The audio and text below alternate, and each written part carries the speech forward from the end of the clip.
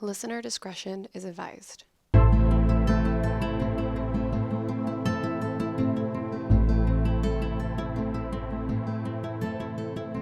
everyone, welcome back to the I Should Totally Be Dead Right Now podcast, where we tell true stories of survivors of true crime, natural disasters, and everything else in between.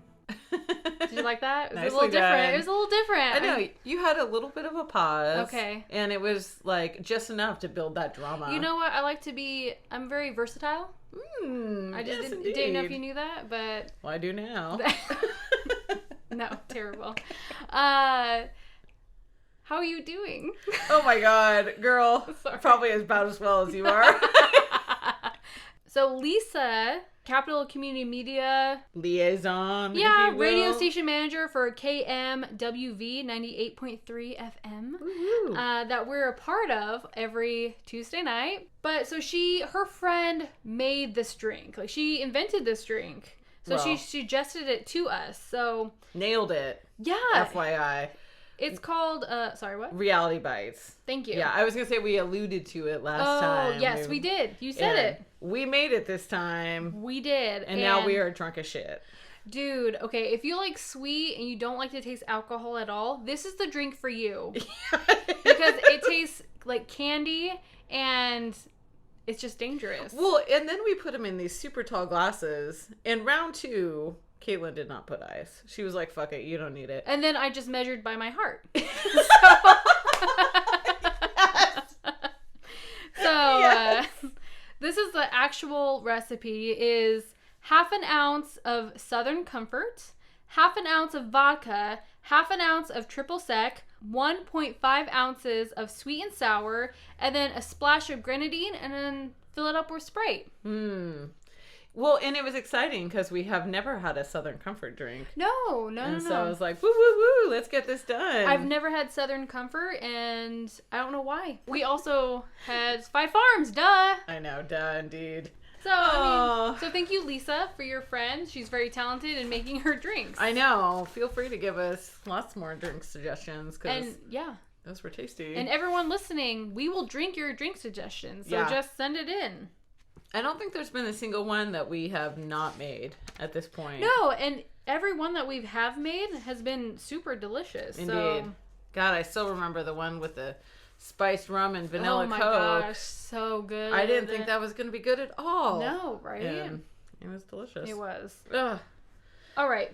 You going to kick us off, Caitlin, with a kick-ass story? Yes. Should we do one quicker shot? Before we get rocking and rolling? Yeah.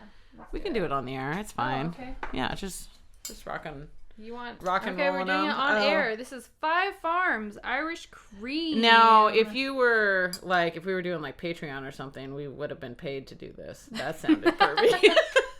That's not quite how I expected. Cheersies to that. Here's to prostitution.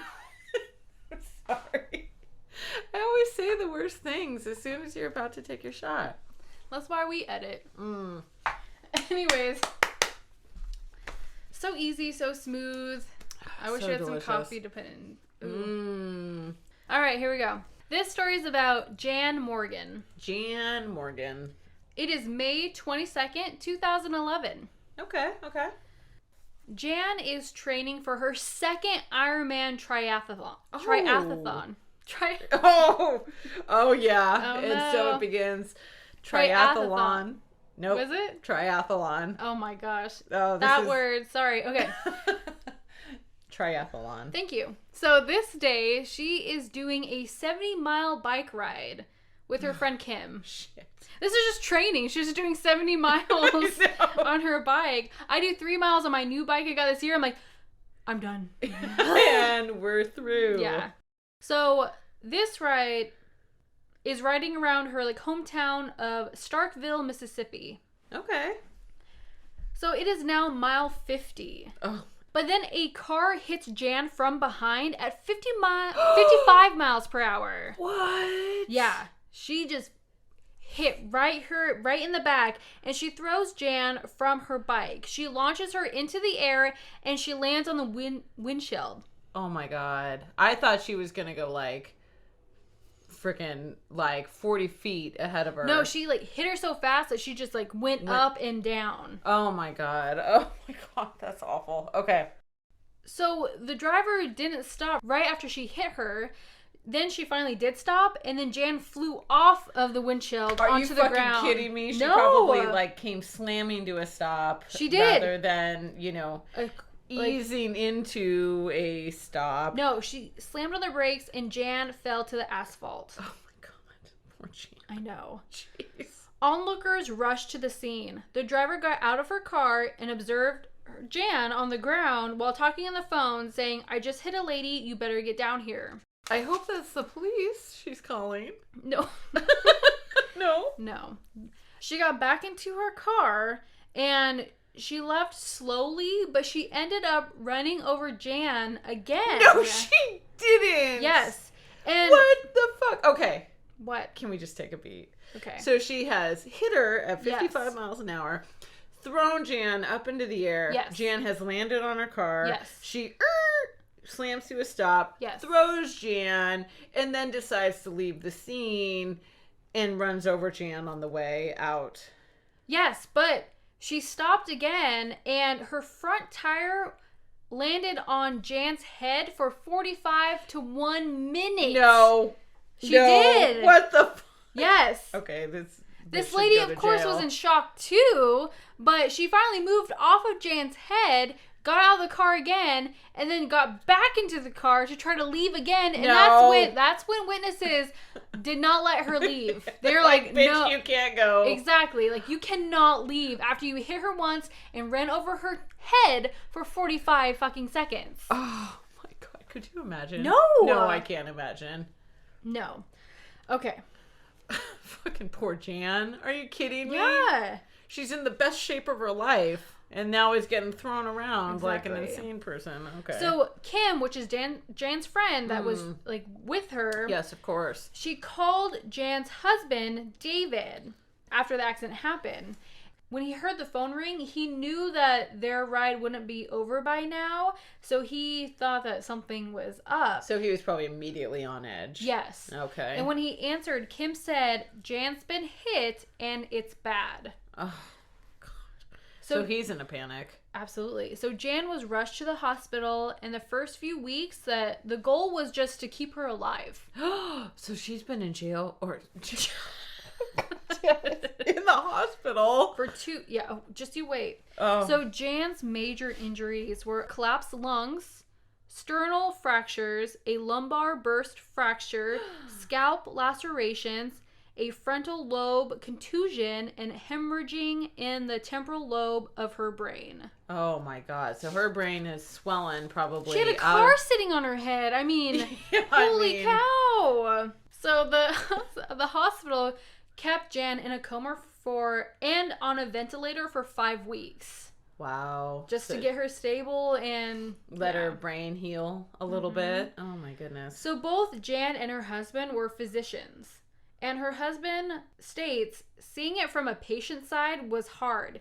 It was an emotional roller coaster. It made me appreciate what patients' families go through all the time. Oh, yeah. After 2 weeks, Jan was stabilized, and David knew that she would be alive. She was gonna make it. Yeah, so after 2 weeks, she's stable, she's okay, but she was still in a coma and on the ventilator for 5 weeks. Well, and probably we don't know the extent of her brain injuries. Right. I mean, she may have some brain damage or who knows what. Oh No, my absolutely. goodness. So then he immediately started looking out for brain injury rehabilitation. Oh, shit. And he found Shepherd Center. So after the 5 weeks in a coma, she went there, but she was still on a 4 on the Rancho Cognitive Functionality Scale. So I'm assuming that means that she's not super cognitive of what's Well, going I will on tell around you here. the different levels, Michelle, Oh, because thank I looked you. it up. You 'cause did I a little had- research. I did. So on the scale, level 1 is no response. So no response to sound, sights, touch, movement, nothing. Level 2 is generalized response. So begin to respond to sound, sights, touch, or movement. So you see, like, maybe you hear a loud sound, Mm-hmm. and so you maybe turn your head towards it. Yeah, they that respond type of- slowly. Okay. Level 3 is localized response. So being awake on and off during the day. more movements than before, and react more specifically to what they see, hear, or feel. Oh, wow. So level 4, where she was at, was confused and agitated. So being very confused and frightened, not understand what they feel or what is happening around them, overreact to what they see, hear, or feel. Screaming, abusive behavior, abusive language. Oh, I could see that. Yes. My brother kind of, as I think I've mentioned, he had a brain injury. Yeah. And I think that's about where he was. Cause, Agitated. yeah, it's like as soon as he gained consciousness, he was ready to like pull off all of his wires. And he was upset with everyone around him. And there was a lot of confusion. Yeah. And just wasn't really aware of what had happened to him or where he was. And that's a process of healing, which is sad. So do you want me to read the rest of them? Obviously, yes. Thank you, Caitlin. Keep us educated. I appreciate it. Level 5 is confused and inappropriate. So this is being able to... This is where you are at all the time. God damn it, Caitlin. I'm sorry. Fucking sick burn. That was hilarious. Able to pay attention for only a few minutes. Kick your ass. Confused and have difficulty making sense of things outside themselves. I want to kill you. Not knowing the date. Okay. So. Now it's feeling judgy. No, it's fine. You're great. Level 6 is confused and appropriate. Oh, okay. So this is being somewhat confused because of memory and thinking problems. They remember the main points and of conversation. Still remember like social norms and that type of thing. Correct. Yes. Okay. Like, for example, they said they may remember they had visitors in the morning, but forget what they talked about. So, I mean, like, it's getting there. I see. Such. Yes. And then the next level is automatic and appropriate. So, follow the set schedule, be able to do routine self-care without help. I'm assuming that's where you think you're at, huh? Is Absolutely. That, yeah. Oh, I'm a level 7 for sure. Yeah. I'll kill you. Duh. And then level 8 is purposeful and appropriate. So realize they had a problem in this thinking and memory. Begin to compensate for their problems. Be more flexible and less rigid. And that's pretty much where it ends. I see. So that's like and the then recovery. You're back to normal after that. Okay. That sounds awesome. David said that Jan was like talking to a 6-month-old. She was confused, agitated, and not aware. So that's where that level 4 came in. Jan started on physical, occupational speech, and recreation therapy. Huh. So for 10 days, though, straight, there was no progress. Oh. David states, the staff kept telling me she'll come out of this, but it was still frustrating. Then one day, a nurse came in with pills, and Jan reached out to take the pills from her. The nurse and I did a little dance. It was the tiniest, simplest act, but it meant a lot. She had done it all on her own, and that was the first time I had real hope that she could be herself again. So she did it all by, like, she came in with pills, so she reached out, take them. She knew she needed to. So it was like a really big stepping stone for her. Gotcha. So Jan doesn't remember much of her stay at Shepherd Center, but she knows she was a difficult patient. That would be me. Right? Yeah. There was a lot of screaming and resistance, but they were so patient with her, but still yet demanding. David also never let Jan side. He would shower and nap at the apartment Shepherd Center provided for him, but he didn't go home until Jan went home as well. Oh, wow. I know. My goodness. Jan said that his support was everything. He had to live through and go through a lot. And the more that she learned more of what he went through, she sobbed for him. Oh. So she's retired. She retired a few years before even the accident. And she was a physician as well. So she's like, they didn't say how old she actually was, but I'm guessing 60s to retire and such. Yeah, she was probably a young 60s, you know. Or 50. I mean, my parents are retiring in their 50s. So, I mean. Your parents are awesome. I know, right? I'm hella jelly. I know. I want to retire in my 50s. Right? So when they retired, her and David actually opened a bike shop. Oh, shoot. So once they retired, they opened a bike shop. So this is a passion of theirs. Absolutely, yes. So a year after the accident, Jan was swimming and hitting all the events of the triathlon. Well, she was taking 8-mile walks on Saturday mornings with David. So, after a year, she's walking 8 miles on every Saturday. Jan, can we have a little talk about making the rest of us look like assholes? Because that's what's happening here. I know, right?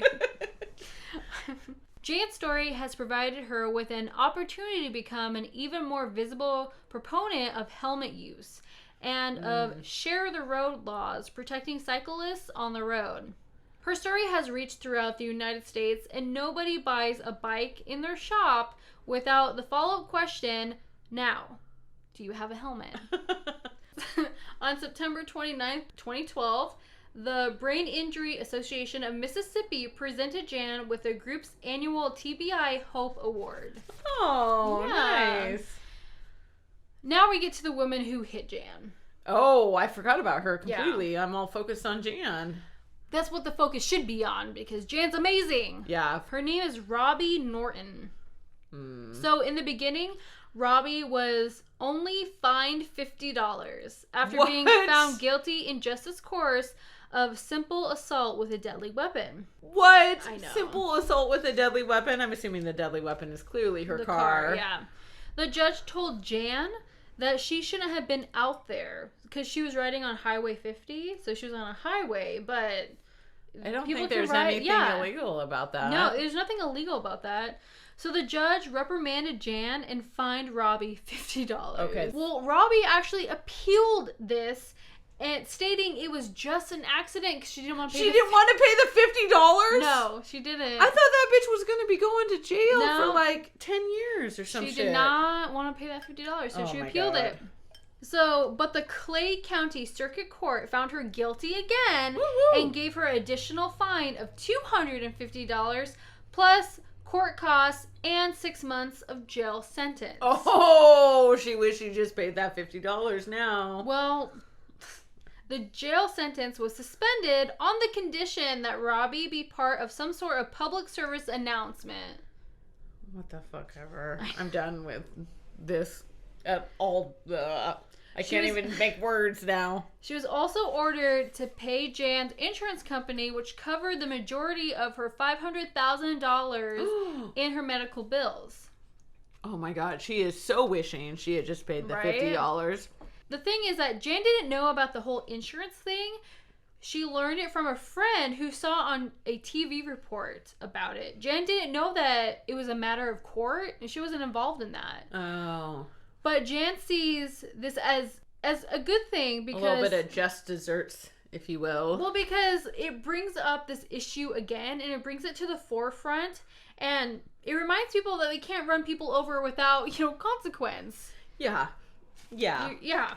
I mean, even if it's an accident, there's still something that you have to do. You have to pay either for the insurance or the medical bills or something. You have to be aware of cyclists. So this also brings up the Mississippi law about cyclists. So the law is that motorists have to maintain a 3-foot distance from cyclists. Okay. Jan states, I am really lucky I am doing this well. My mission now is to keep people aware and make the whole cyclist-motorist situation better in the state. Well, she could have easily been killed. Easily. Absolutely. I mean, I'm frankly amazed she was not. Well, going 55 miles per hour and hitting someone, especially on a bicycle, it's crazy because that's so fast. I mean, it is people really fast. Get really badly injured just going 25 miles per hour and getting into an accident. Absolutely. It's just, oh my gosh. So Jan is super lucky. And for her to be retired and doing a 70-mile bike, doing a triathlon even in the first place. Yeah, it's pretty impressive. She's motivating me to work out now, so when I get older, you'll be ready to work out more. I'll be ready Hard to work pass, out more. Galen. No, we're not gonna do a triathlon, an Ironman together, Michelle. Actually, I've always thought if I could do the swimming leg of it, then I would be down for a triathlon. Okay, I'm trying to think of what I would do because I don't like running, and biking is a lot too. So no, you're a new cyclist. You'll be ready to maybe rock and roll. We'll do the cycle part. We just need someone. Would Nick do the running part? Maybe we'll have Nicholas do the running. Okay. Yeah. So good job, Jan, for for being amazing. For being amazing and so strong and so inspirational, and you deserve every reward you get. Yay! And I wish sorry to, you got like hit. I said, like last time, that 92-year-old, I strive to be so physically active when I'm older. So. I know. I need to be more physically active now. Yeah, Because me too. I feel like I'm not going to get any better if I don't Right. start rocking and rolling now. I hear you. Me too. I want to start swimming again. Oh yeah, you Now- love swimming. So. Now that my ear seems to be all healed up yeah. and ready to rock and roll. You don't have to do surgery again. I know. Well, at least not for at least a year. Congratulations. That's Thank good. you. That's Thank great. you. I know. I was so happy. I rolled into the ear doctor and it's like it felt like an ear infection and the whole thing, and I was like, Aw. God damn it. They're just going to be pulling all kinds of gnarly shit out of there. Yeah. And no, it was like totally clean. And Yay! I was That's like, awesome. what? All right, Oh. Michelle, it is your turn. The story is about Michael Baucom. Okay, He's a Michael? 20-year-old, and we're going back to September 22nd, 1982. Oh wow! So just Okay. imagine everyone in 80s garb and Love it. probably rocking some long hair and maybe driving some Trans Am or something. I don't know what.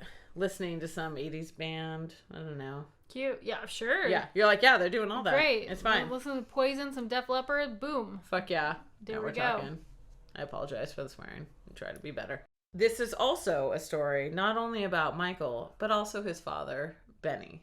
Oh, okay. So we have Benny Baucom, and what happens is he gets a call kind of one day, and hears this voice of his son, his 20-year-old son, on the phone saying, "These people mean business. If you don't give them $75,000, they will kill me." Oh my gosh. And that's when Benny realized that his son has been kidnapped. No, you're doing true crime, girl. I know. Is this the like first time for? it's pretty close to the first time for true crime. This is the first time. I haven't done true crime, so girl, look at you. I know. I was almost gonna warn you, like in case you were doing a true Yeah. crime as well, and all I could think of No. was like she's probably gonna come up with a kidnapping story, and it'll be the exact same thing. I always am like vaguely paranoid we're gonna come up with the same story at some point. I mean, unfortunately, there's so many survival stories. I Like, know. it's crazy. And but, a lot I mean, of there's kidnapping stories Yeah. and all kinds of stuff. I found this one actually because I was looking up alien abductions. I didn't like find it. a lot of those. Well, I did Alright. find a lot of those, but not quite to the detail as I like for Okay. stories. All right. Okay, so let's go back to the previous evening. Yes. So Mike had been watching TV at his home in Santa Fe, Texas. Around 9:30 in the evening, he had heard 3 knocks on the door. And so when he opened it, he found himself looking down the barrel of a .357 Magnum. And he was like, ah! The gun was wielded by a man his age.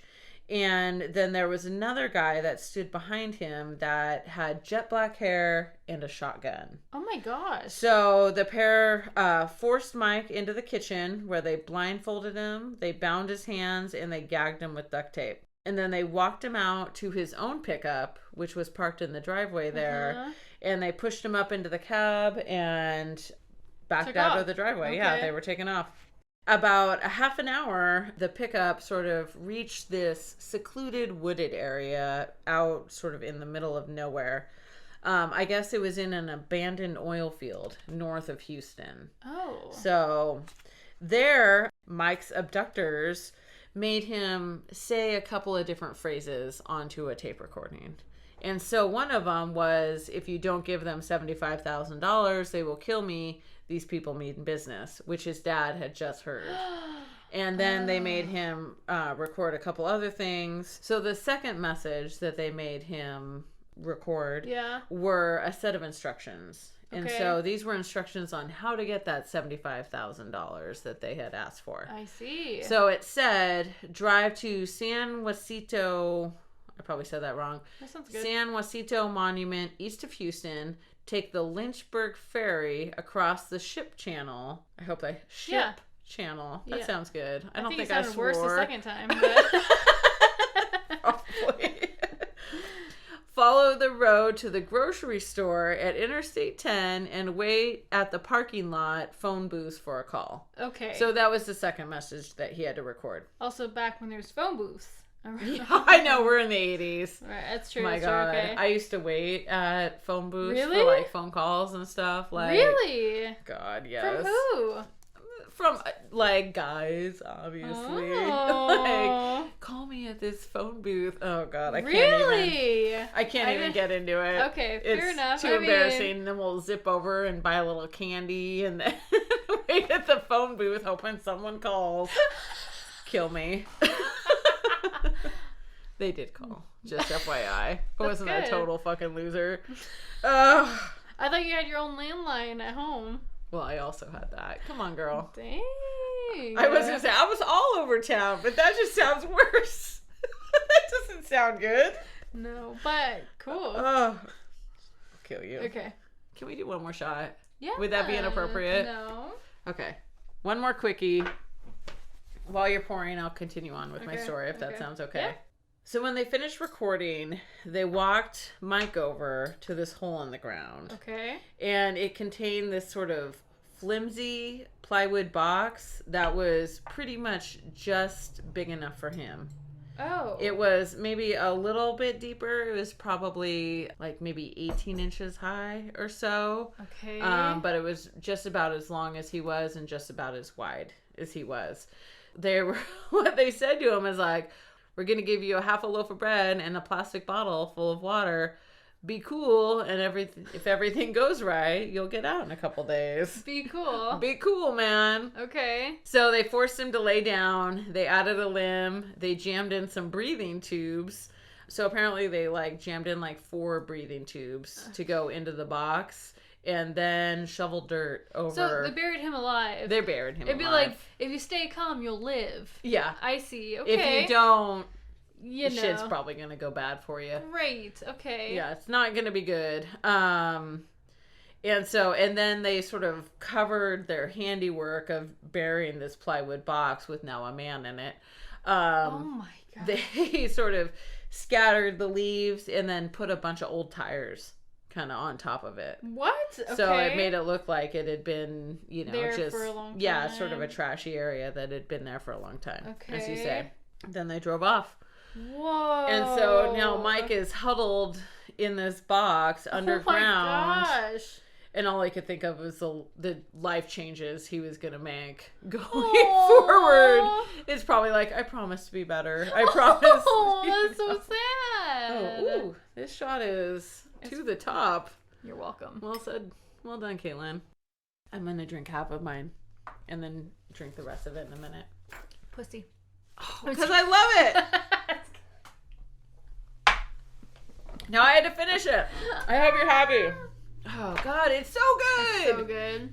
Like, the aftertaste is even better. I mean, Someday, Caitlin, you and I are going to roll to Ireland and go visit 5 farms. I would love that. How far, and then we could just show them all the episodes that we have talked about fucking them? 5 farms the whole time. That'd be amazing. That would be amazing. Aww, they have now mini 5 farms in the liquor stores. Ugh. It's so cute, but get the big one. Yeah, we can't even play with the They're mini cute, one. but not worth it. Okay, back to Mike Yes. and being underground in a plywood box. Okay, my God. Actually, not back to Mike at all.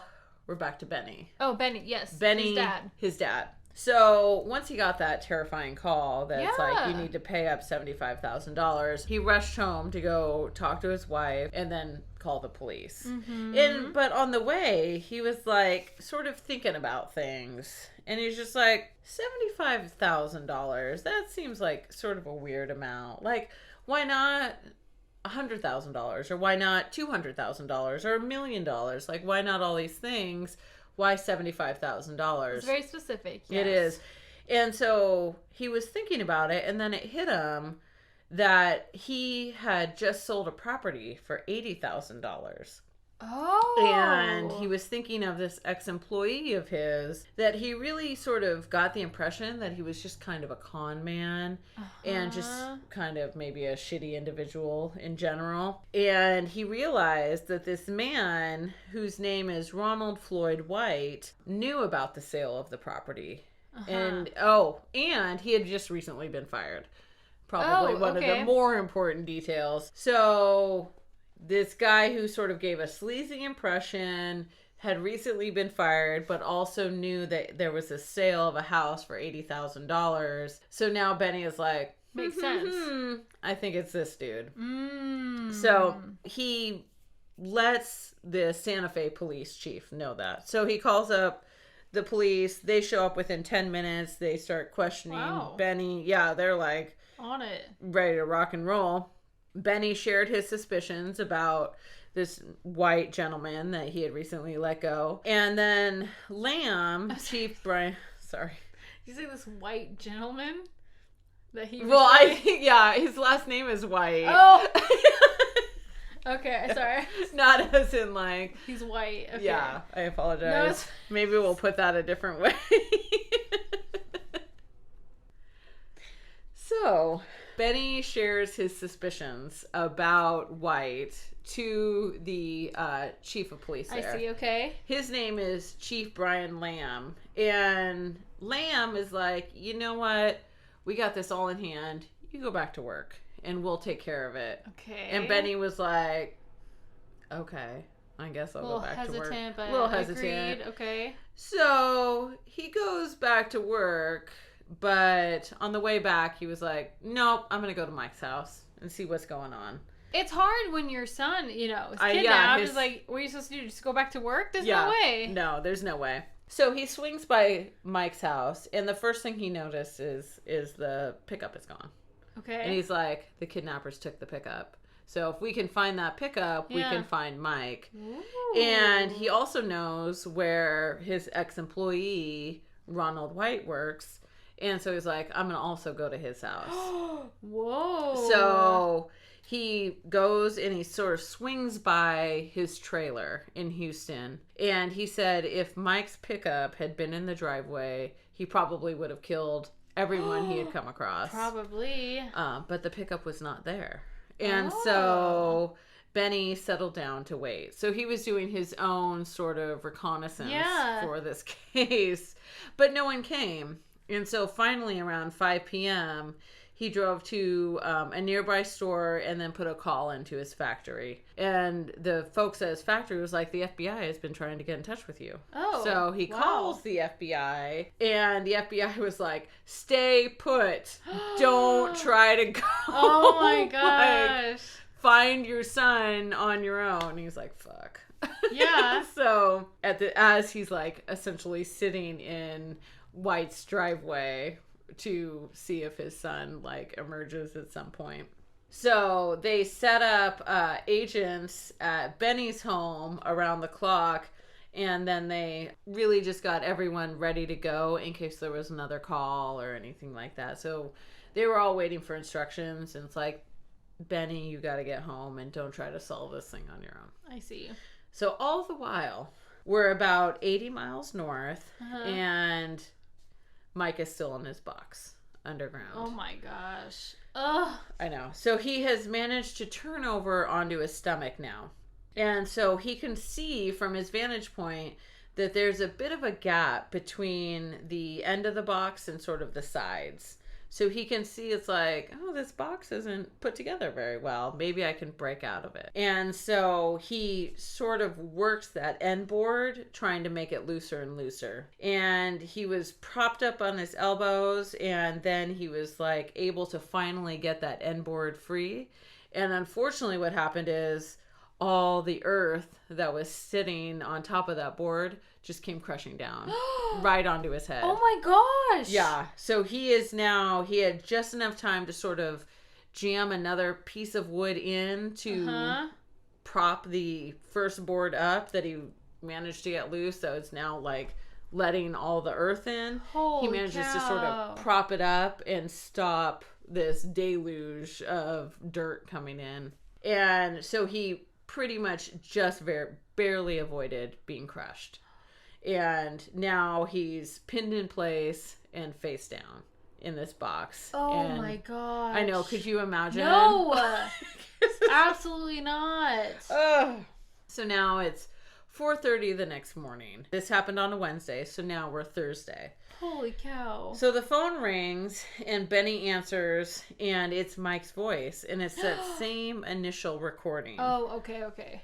So what he says is, if you don't give them $75,000, they will kill me. They mean business. And then tagged on to the end of that says a different man's voice. It was like, you've got 2 days to get the money. So now we have a deadline. And the conversation only lasted 25 seconds. And they just needed a few more seconds for the FBI to track him. No. And they cut off just in time to... They knew. They I knew. bet. And so, but they still had no delivery instructions. They didn't know where to take the money. They didn't know what to do with the money. And though Mike had already previously recorded what to do with the money, they hadn't sent that over to Dad or Mom. But that afternoon, Benny had picked up the ransom money with the sheriff's department or the police department. And so they made a package of $5,000 in $10 bills. And so they took like a wad of fake bills and wrapped it around a tracker. So it looked like there was a lot more money in the bag. Smart. But in fact, there was a tracker in there. So it was like a lot of money on top and then a tracker, buried down below. I know, the FBI knows what they're doing. So finally, on Friday evening, another call comes. Okay. And I mean, because now we're like a whole nother day. 2 days buried alive? Oh my gosh. I know, with a loaf of bread and like one thing of water. Yeah. Come on. Oh, poor guy. So a man's voice comes on and tells Benny to go back to his factory, and await instructions there. So they decided that there would be two FBI agents that would act as Benny's bodyguards. And so they were all fitted with bulletproof vests and radio transmitters and all the whole nine. And then also a device that would allow Benny to still communicate even if he was a little bit further away. Interesting. So it had really good voice range, I guess. So you could be a little ways away and it would still pick up your voice and be able to transmit it back to the FBI. They could hear everything that was going on, keep you safe, the whole thing. Okay. So after he arrived to the factory, the agents quickly secured the building and told Benny to go on in. There's no one there. And so at 10:30 in the evening, the phone rang. And Benny picks up and he heard Mike's voice on tape. And it was the drive to San Jacinto Monument, east of Houston, that second recording that we had talked about.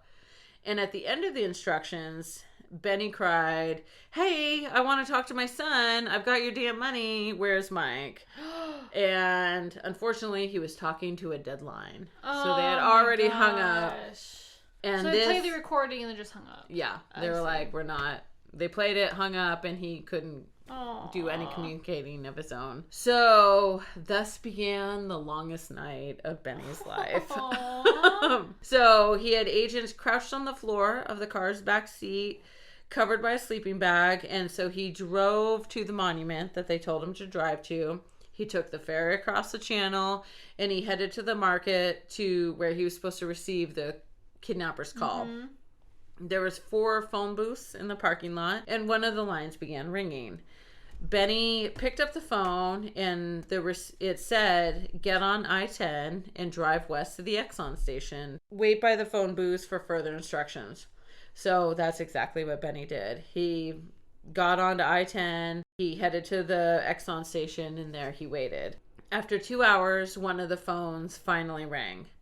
It was a woman's voice this time, and it said, "Drive back to the Minute Market, park under the lights, and open all of your doors. All the doors, front and back, and the boot." I'm assuming the trunk. Oh, yeah.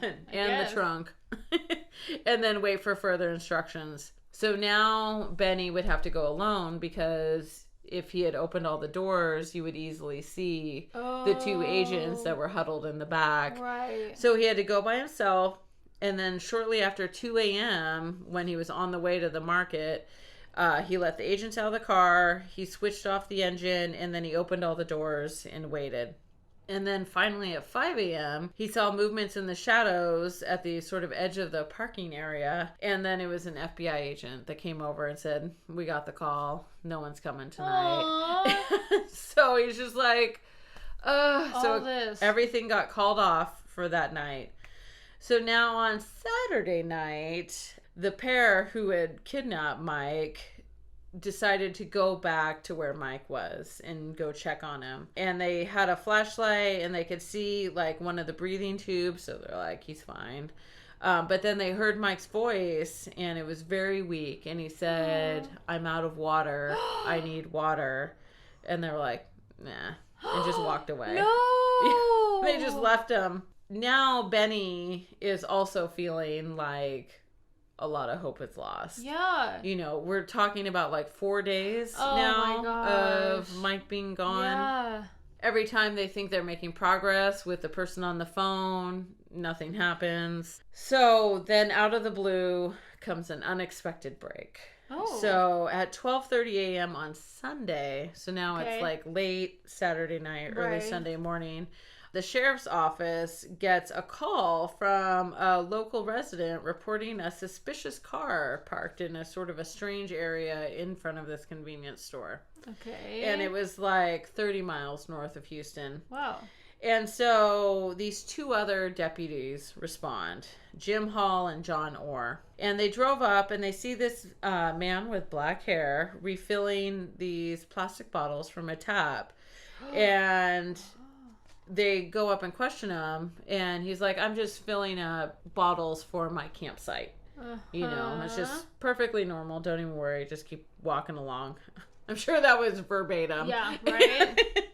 Keep moving. It's fine. And so they're like, okay. But then John sort of starts shining his flashlight around and he sees this beat up car. And then all of a sudden he's like, look out, Jim. There's a pistol on the seat. So because he was shining his flashlight around, they could see the gun sitting on the seat in the truck. Oh, okay. And they were like, you gotta watch out. And so this immediately sort of put the deputies on edge, and now they're gonna search the car because they have probable cause. Oh. And so they found a shotgun in the back seat, and in the trunk they found a semi-automatic, a bag of ammunition, a tape recorder, wire, rope, and a briefcase containing a password for Ronald Floyd White. What the sketchy. At this point, the name Ronald Floyd White didn't mean a lot to them because they had no idea that this kidnapping case was going on at the same time. Oh. But they ended up calling in and saying that they had picked up a gentleman who was getting water for his camp, and then while they were searching his truck, they had spotted a piece of paper that had slipped down between the seats, and it had all of the instructions for the drop-off. So everything that they had made Mike say was all written down. Oh my gosh. And so they found that piece of paper. Yeah. And so they called the dispatcher and was like, hey, run a check on this white guy. Ronald Floyd guy. That sounds terrible. So funny. Well, his last name is White. Yeah, that's what you get. And the reply came back almost immediately that he was wanted in connection with this kidnapping. So they took him in, and they had overheard that colleagues had spotted a campfire in the woods very close to where Ronald was refilling the water. And so they raced to the scene, and they found another man, a bearded, long-haired man named Mark Ollier. Hopefully I said that right. Yeah. Well, yeah, whatever. Yeah. And a young woman named Debbie Williams.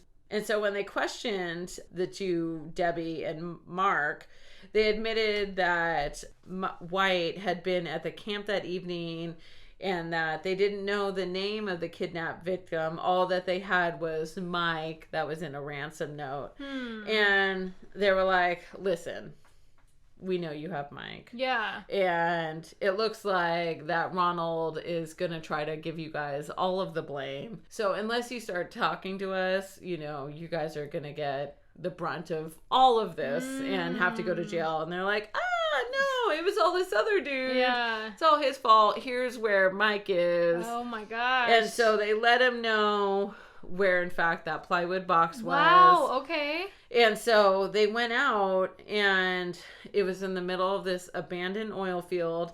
And it was like pre-dawn at this point, and they started shouting out, Mike, Mike, you know. Yeah. And they heard this super muffled and faint noise that it was barely audible, but they could just barely hear Mike sort of calling out for help. And so they were able to they were digging frantically, digging with their bare hands and kind of digging with anything that they could find. And they found the hole, and when they reached down, poor Mike just was barely able to grasp their hand to get pulled out. Yeah, he was kind of on his last leg. It's been days. Yeah. It's been 5 days he's been under there. That's so long. That's people's greatest fears, to be buried alive. Yeah. I remember, I don't know if you've ever read Misery by Stephen King. Oh, I saw the movie. There's this whole section, I don't remember if it's in the movie or not, because it's this whole weird thing with bees, and this woman, she got buried alive. Oh, and I don't remember there that was a part. lot of like clawing at the wood above her. Oh, that has always stuck with me. Right? Oh, God. I don't remember who it was, but yeah, it was, they found like scratch marks, and it was like someone's nail was like in the trying to scratch out because they were buried. I know, that's gotta be. Well, that's why I think they started burying people with bells. Yeah. Just in case they wake up later. I was like, could I'm you alive. imagine? You're like, you just had a great night's sleep. You just wake up in a refreshed. I feel amazing. That was this morning. I swear, I almost quit my job just so I could sleep because I was sleeping so well. I did not want to wake up. Like, I'm sleeping so heavy right now. No, that happened to me the other night. It was like Tuesday night, and Merlin was gonna spend the night. Aww. But then Merlin peed in the house, so him and the other dogs got put into the other room because of bad behavior a little bit. And then I was like, well, I'll just get them out around like midnight or 1 a.m. because I'm always waking up, and we'll get up periodically through the night.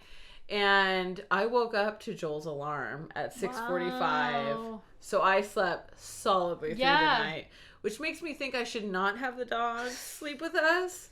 But that's never going to happen. Right? No. Right? I'll forego the sleep. I even hear Nick's alarm, dude. He had to wake me up and be like, are you going to get up? I'm like, I'd rather die. Yep, I quit my job. I'm sleeping in. All right, back to poor Mike. I know, he's buried alive. My gosh, I'm sorry. Jeez. I love everything about you. Yes, he's buried alive. I know, my gosh. Not with a blanket, not comfortable. Okay, so they were calling out, Mike, in this abandoned Houston oil field. Well, no, he gripped him. Oh, you're right. He gripped him. Okay, so he was able to be pulled out. Good. So at 7:30 on Sunday morning, Benny gets a call that says, we have Mike. Oh.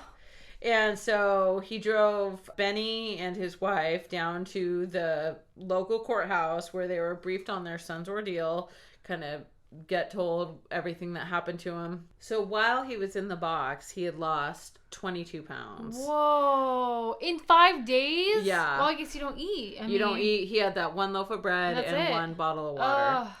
So apart from the insect bites and the dehydration, he seemed to be in good shape. Wow. Minutes later, he was freshly showered and wearing police coveralls. It was a joyous family reunion. And so he described his panic that he felt like when the lid had started to sag, and that he also realized that if it had started to rain, he would probably drown under the ground. Think of that. No, I hadn't either. And that ants had been biting his hands and eyelids. Ew! And he had all these hallucinations, I guess, about getting chewed down to a skeleton. Oh my gosh. And so when he finally heard someone calling his name, there had been earth and a hand in like the hole above his head, and he was like totally didn't even fully understand like what was going on to him in the makes beginning. Sense, yeah. I have anxiety just thinking I have to make a phone call. You know, so I could imagine. I know, let alone like, fucking being buried alive. Yeah. Oh my gosh. Oh my God. So after he was rescued, Mike was placed into a squad car, and they asked him what he wanted. And he said he wanted a soft drink and also to share his joy. Aww. He was picked up by the car's radio transmitter saying, "This is Mike Baucom speaking, and I want to thank everybody. You got me out of that hole, and I'm free, and I'm alive." On September 30th, 1982, Ronald Floyd White was captured after a high-speed car chase near Rio Hondo, Texas. Oh, okay. He had all of his folks in the car. That chick, Debbie Williams, and Mark Ollier, and some other guy were all with him, and they were convicted of aggravated kidnapping. Good.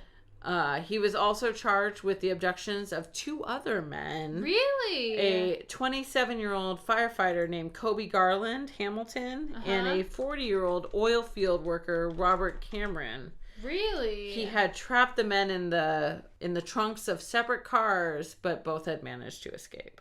So what? He was just on a freaking kidnapping rampage, Whoa. Apparently. He got convicted of aggravated kidnapping. Good. We don't know for how long. That's so weird that we couldn't find that. I know. I'm going to assume it was for a while. Oh, I would hope so. I like to Burying think someone alive? Like, for holy 5 cow. days. Yeah, that's insane. It feels like a long time. Yeah. So. I guess that is before the internet and... Yeah, so maybe it's just not on there. I'm sure it's got to be public knowledge. Somewhere. Or Oh, public, yeah, absolutely. Never mind. In the database, at least. Somewhere. But, ugh.